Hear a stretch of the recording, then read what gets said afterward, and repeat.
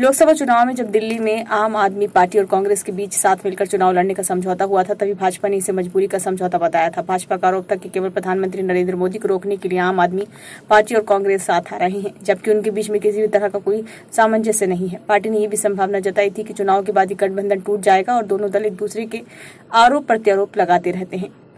भाजपा का आरोप अब बिल्कुल सही साबित हुआ है। आम आदमी पार्टी और कांग्रेस का गठबंधन टूट चुका है और दोनों दलों ने दिल्ली विधानसभा चुनाव में अलग अलग उतरने की घोषणा भी कर दी है। कांग्रेस के तीनों लोकसभा प्रत्याशी उदित राज, जेपी अग्रवाल और कन्हैया कुमार ने कांग्रेस की फैक्ट फाइंडिंग कमेटी के सामने स्वीकार किया है कि आम आदमी पार्टी के नेताओं और कार्यकर्ताओं ने चुनाव के दौरान उनका साथ नहीं दिया, जिसके कारण उनकी करारी हार हुई है। इसके पीछे के लोकसभा चुनाव में कांग्रेस ने अकेले दम पर चुनाव लड़ने का फैसला किया था, तब उसका प्रदर्शन इससे कहीं बेहतर रहा था।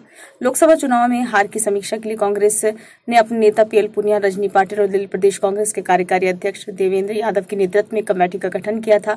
इस कमेटी ने तीनों लोकसभा प्रत्याशियों से बातचीत करने के बाद अपनी रिपोर्ट पार्टी के केंद्रीय नेतृत्व को सौंप दी है। इस रिपोर्ट में तीनों प्रत्याशियों ने यही दावा किया है कि आम आदमी पार्टी नेता और कार्यकर्ता ने चुनाव में उनका साथ नहीं दिया। उन्हें इस बात का डर था कि यदि कांग्रेस दिल्ली में खड़ी हो जाएगी तो इससे विधानसभा चुनाव में अरविंद केजरीवाल की जमीन खिसक सकती है।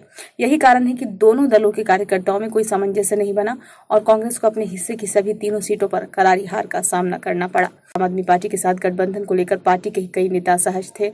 उनका मानना था कि कांग्रेस को अकेले दम पर चुनाव में उतरना चाहिए और इसे केजरीवाल के भ्रष्टाचार का बोझ अपने कंधों पर नहीं उठाना चाहिए। लेकिन बड़े उद्देश्यों को ध्यान में रखकर चुनाव लड़ रही पार्टी अंततः कई अन्य राज्यों की तरह दिल्ली में भी आम आदमी पार्टी के साथ चुनाव लड़ने का निर्णय किया। हालांकि इसका उसे लाभ नहीं मिला। दोनों दल मिलकर चुनाव लड़ने के बाद भी एक भी सीट पर सफलता नहीं हासिल कर सके। कांग्रेस नेता राजेश लिलोटिया ने कहा कि पूरे देश में मुसलमान और दलित मतदाताओं ने कांग्रेस के प्रति अपनी निष्ठा दिखाई है। उनके अंदर ये भावना प्रबल हो गई है। यदि देश में धर्मनिरपेक्षता और भाईचारे को यदि कोई बचा सकता है तो वो कांग्रेस है। दलित समुदाय इस बात से बहुत आशंकित रहा कि भाजपा को पूर्ण बहुमत की सत्ता मिल जाने के बाद देश के संविधान में परिवर्तन किया जा सकता है। इसलिए उसने पूरे दमखम के साथ कांग्रेस का साथ दिया और पूरे देश में भाजपा को हराने का काम भी किया। कांग्रेस अपने इन्हीं दो मूल मतदाता वर्ग को अपने साथ लेते हुए अन्य समाज के लोगों को भी साधने का काम करेगी। कांग्रेस नेता ने विश्वास जताया कि पार्टी दिल्ली में एक बार फिर मजबूत वापसी करने में सफल रहेगी।